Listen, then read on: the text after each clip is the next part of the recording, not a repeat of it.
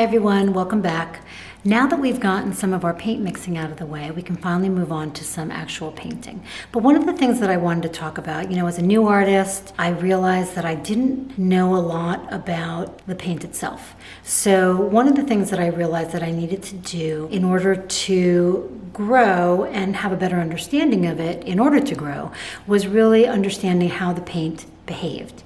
So I was realizing that I was painting, but I didn't really love the results. I was trying to do things to maybe emulate others, and I couldn't figure out how to do that. What was really funny was sometimes I would have this stroke that was really beautiful, but for my life I couldn't achieve it again. So it was kind of paying attention to all these things that I started to learn that I needed to understand the medium itself. So this exercise is really playing around with paint. Now that we've done some mixing, now it's time to get our studio set up together and start to actually play around. Play around with the brushes, play around with the paint colors, play around with the types of strokes and the types of marks that we can make. And I think once you kind of have an understanding of that, I think it's much easier to move into larger pieces or your journal and really start to actually play, instead of feeling that maybe you're still kind of struggling with understanding the medium itself.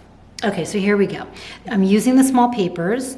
And once again, part of my whole theory on kind of getting over your fears, being able to jump into your studio or jump into painting anytime you want, I think is part of the challenge of starting fresh. So by working small, I think you can have less of a commitment because the requirements are so small that you can kind of get in, get out, and feel like you've actually achieved. And I think when the goals are too big and too lofty, I think it's just very easy to either find an excuse not to do it or to really just not even bother.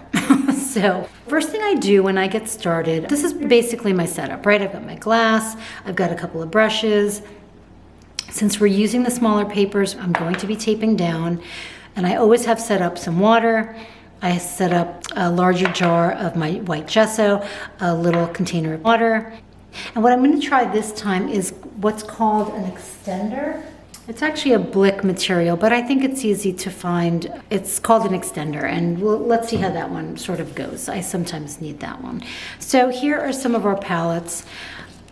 I like to normally start by choosing my palette. I don't like to open up everything because I don't use everything. I think it's important to challenge yourself with a limited palette and not feel that it's a little bit of a free-for-all, because when every option is there, I find that I get a little bit overwhelmed. So for me, it's better to have a finite amount of colors, and then if I find that while I'm painting that there's things I want to achieve, I want it a little darker, I want a little more yellow in it, then I'll go grab a color and bring it in. But for the most part, I like to try to stay within the palette that I chose.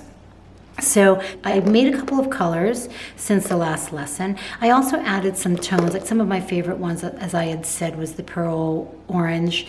And I like to mix it with gesso because I like the lighter version, but I also like the darker version because I play with that a little bit when I paint. So we have a little bit of a mix here. Let's see. I love the cobalt.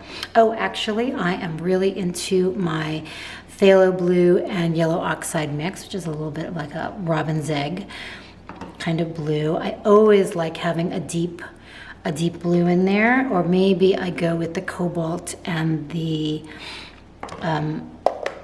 black. Oh yeah, let's go with that one. We'll go with these, and with every color palette, which I don't have, it's not a science for me. I don't really know, to be quite honest, I don't really know color theory. I know some basics. I really go on instinct quite a bit. So I know that what I try to do when I start a painting, I try to establish what I'm in the mood for. Am I in the mood for brighter colors, darker colors? Do I want sort of a really pale palette? I try to establish my mood, and then I pick accordingly. So right now, I think I feel like some deeper blue grays. I like these variety of tonal blues. I may want a gray in there. So here's just sort of like a muted bluish gray tone. But with that, I like to always balance it with something other than white. So a light neutral. How does this work together? Maybe we'll try this one and I'll forego the yellow. I'll go with this one. And then of course my coral and my orange. And maybe a touch of green, and I'll do the brighter green. So this is kind of what, you know, I normally do when I start. There's a few things in there. Well, here, let's put the green over here. This is kind of silly that I'm even organizing this like this. But here we go. That's kind of what I like to do. Okay, so let's start with that and we'll see what happens. But I also am going to be concentrating more on paint strokes and different things that I like when it comes to how the paint behaves. So let's tape down. Let's use one of the bigger ones. And I will actually, now that you see my layout, I will actually zoom in a little bit. So let's do that.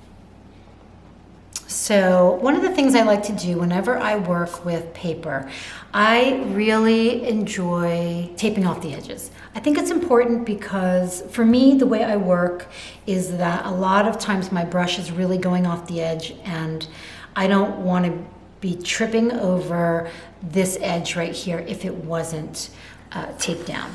And also, so it gives it a smoother transition with the brush, and also it doesn't get all gunky, which, you know, I don't really like when it gets all gunky. So when I apply the tape, people often ask me how I do that, because I think to go right down and think you're going to get it parallel to the edge is not really realistic. So what I try to do is I establish how far I want it from this edge. So I kind of bring it down. I can see it pretty well. That's pretty good. And then I try to judge. So that part is already held down. So I can kind of move this edge up and down, whatever I need to make it seem pretty close. So I just eyeball it, and then I just give it a good rub down. So I do the same on this side.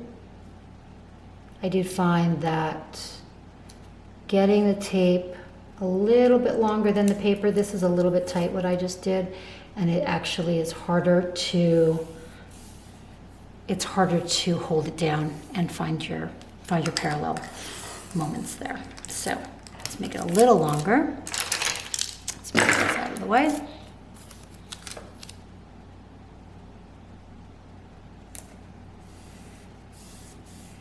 Okay. This tape has been so useful.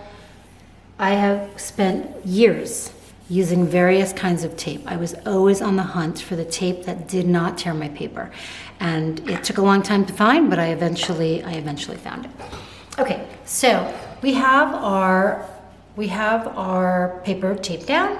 Let's start to undo some of these paint pots. I hope you are enjoying the paint pots as much as I do. I really love them. I really, really love them. And you're gonna see they're so useful. You're gonna be taking them on vacation when you're gonna put your moisturizer in there and your suntan lotion and I use it all the time. So, okay, so you can see some of the colors that I selected. So let's get familiar with paint.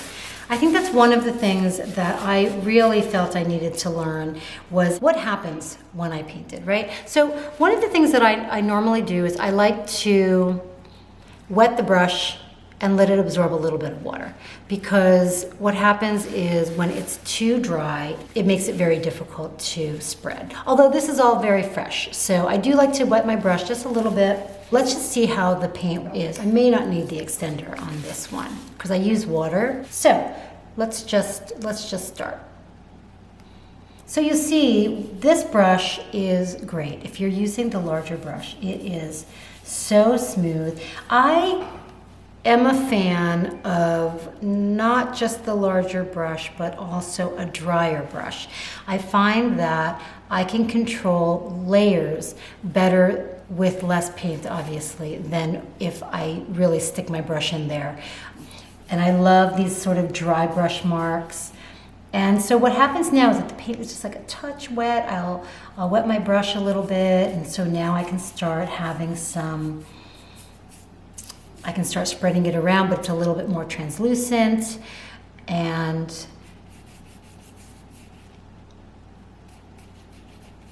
now the paint just is spreading a little bit differently because now the paper is a little bit wet, your brush is a little bit wet.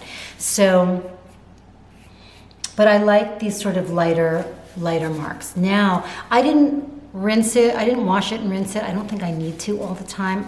I try to, if the tones are similar, I try to just wipe it off and move on if there's not a lot of paint on it already. So this had a lot more paint on it, but I am trying to not have too much, right? You see what happens when there's too much. It gets very, very thick, which is okay if that's what you're trying to achieve. So just play around with the paint. And what I like to do is, while it's still a little bit wet like this, I love the play on the transition of paints that are next to each other. So I like to start, while it's still a little bit wet, I like to go in and start playing with the two of them next to each other. I like to have them play together. So you see these strong marks. I think that's sort of interesting. You can go in and you can even take like a touch of red. And I don't really think about it that much, but I like to play around with the transition. I like to play around with the variation in more opaque and more transparent. So I don't use the same brush the entire time through. I do happen to like this brush, so I will keep going back to it. But there are some other, there's some other things that we can try to do. Let's, so this is sort of between a wetter brush and a lighter brush, but you can even see the smaller brush, right? So you can take, let's try this one. And you see how the strokes are just different. It obviously requires, I can add more paint, but it still creates a different stroke. But maybe that's okay. Let's try adding a lot of color right here. And as I said, I personally like to kind of play with the combination of some of the marks that are adjacent to each other, and I combine some of the colors. So this smaller brush is really great too. I don't mind this one also, but this got very transparent. It's very transparent, so I think it'll be nice to kind of go back. But you've established some spots of where you want some of your colors. We can start going in, and so I keep my brushes a little bit on the drier side. What I do is I'll even do this, and what this does is it does not keep a big glob of paint on the edge. You've now made a finer sort of application of paint on your brush, and then once I've done a little bit of spread like this, I will come back in and scoop some up. So you can see, oops, there we go. I don't know if you can see, I've got this little bead of paint on the edge, and then that allows me to come back in. So here I've added, a lot of this sort of deeper tone, but I want there to be a little bit more of a transition between. So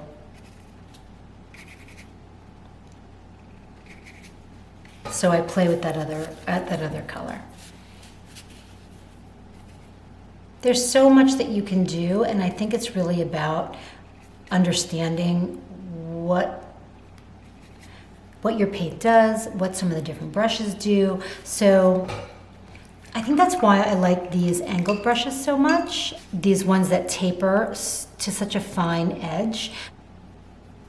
When you dip the paint in, look at how messy. I think you don't have as much control unless you really want to apply that much paint. See, I don't know if I wanted to do that. Right, that was very dark. I'm not sure if that's what I really wanted. So let's try picking up that bead again and then just going across. And what I like about some of these strokes is that you've got a strong edge here. It sort of tapers out into a drier brush.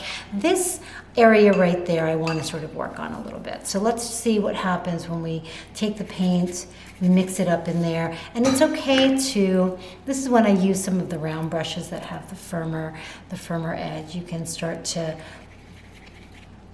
play with the relationship between these two colors. So maybe I don't like some of those things that are happening. I like that edge, and maybe I'll hold on to that, but some of the others I don't really like. And so now there's some different things going on here. You've got your light sort of robin's egg blue, or maybe that's not robin's egg, but maybe this pale blue that I thought before seemed so light in coverage. So I just kind of went back in with that.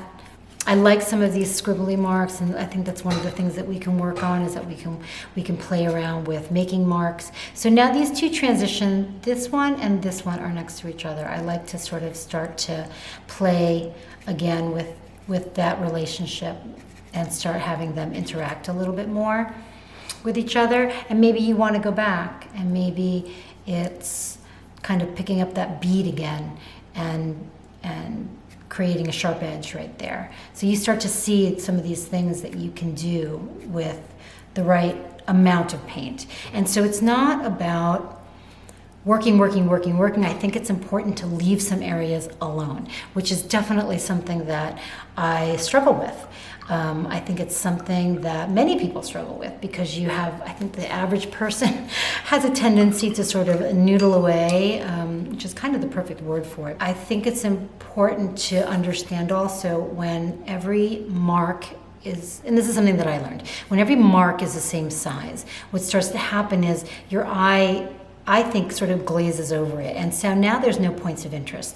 You've got a mark, a different color, a mark, and I personally find it a little fussy. So what I try to do in my paintings is I try to mix up my brush types, because then it forces me to mix up my brush strokes, because obviously different brushes yield different strokes. So this wider brush I always like to start with, because it gives me some big, wide moments in color. So even this one, right? So even this, I think I'd like to simplify it a little bit. Sometimes I think the small space, it gets a little bit fussy.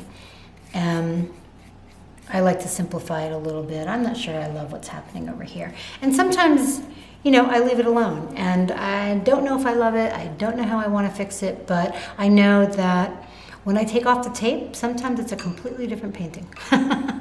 It's very funny that way.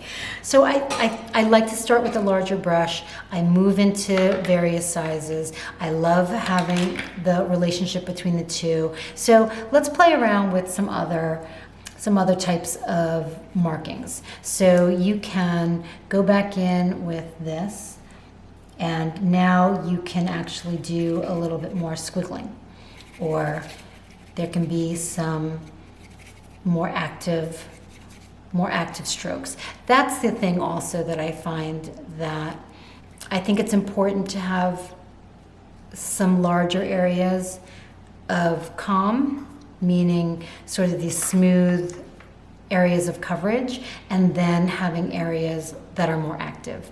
So I think it's a nice contrast having some of these more assertive marks mixed with the adjacent color in these corners, but yet still having an area of rest. I think for me, I realized that there's paintings need rest, need resting areas, which I think is important, which I didn't know was realized, but I'm learning more now. So the larger brush definitely allows for that. So what other color did we not incorporate here? So do we want to go back in, and do we want to use some of these other colors that I pulled? I guess I want to show you some other brushes. So here's a small one. It's flat, it's tapered, just the way I like it. I don't want to incorporate a very large, I'd love to pull in the green, but I don't want it to overpower. So one of the things that we can do is we can just take a little brush, and we can either do something, scribbly and sort of more assertive, or we can just have it be a single mark. And sometimes that is just as powerful. So again, I like to sort of have these very, very small moments of color, and sometimes I like them just in the corner because your eye picks them up. So we pulled in some green. I think that this sort of coral color, which I think is lovely, but I think that it could use a little depth. So maybe let's try a different brush. My brush that is kind of cruddy, my cruddy brush. So here, I think some of these are really nice and sort of calm and lovely, but maybe I want a little bit of pop. And the way I use some of these sort of brushes is really just not like that, more like that. And I like them to kind of make more of a statement. So I used too many brush strokes there, I think. So I think maybe we'll try to go back in and we'll try to chill some of them out a little bit and keep some of them there. So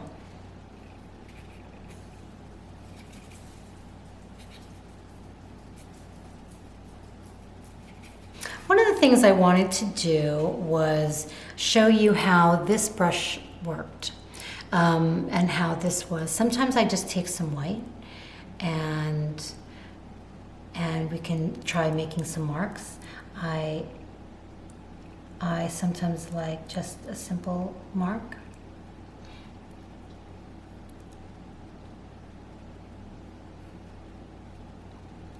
Sometimes I like something a little bolder.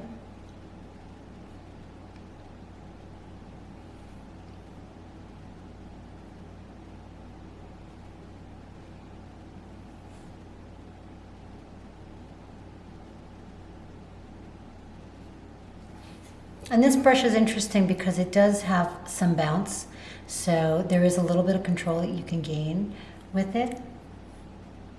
So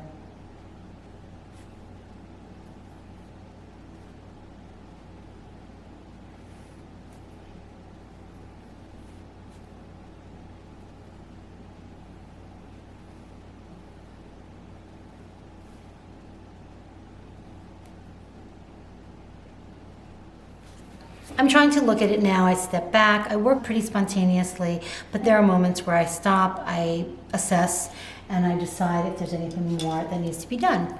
So I thought the piece needed a little bit more of some finer line work. So I think it's really nice to use your brush, create some marks. We've got these bigger white marks, but then I think it's nice to vary the thickness of some of the finer lines as well. So I incorporated this colored pencil. I wanted something blue. I thought it might be kind of fun to pick up some of the blue that's here, but slightly different shade. So I put some line work here. I didn't want to go too crazy, but I did add a little bit of scribbling and some line work, which actually the paint was a little bit wet at the time. So I'm going to go back and redo some of those.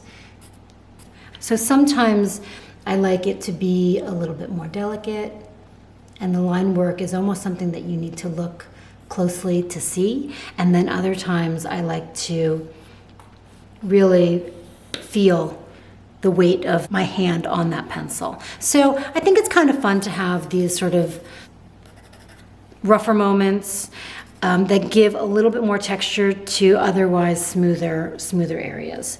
So now it's time, I think, for the big reveal. So I've done a little bit of pencil work. We've done some markings with a paintbrush, and we've played around a little bit with some of the different brush types to achieve some different markings on the paper. So let's see what happens when we start. What's amazing to me is that sometimes it kind of looks like a mess, and you're like, I don't know if I like it, I'm not sure. And then I remove the tape, and there is just something that happens, sort of magical, that Maybe it's these white edges that I really prefer, but there is something that's sort of just very finished about it when you remove the tape. So I hope you enjoyed this exercise. Again, it doesn't have to take a long time. I think working small allows you to just get in there and do something quickly, practice some marks, move on to the next one. I hope you had fun, and I look forward to the next lesson.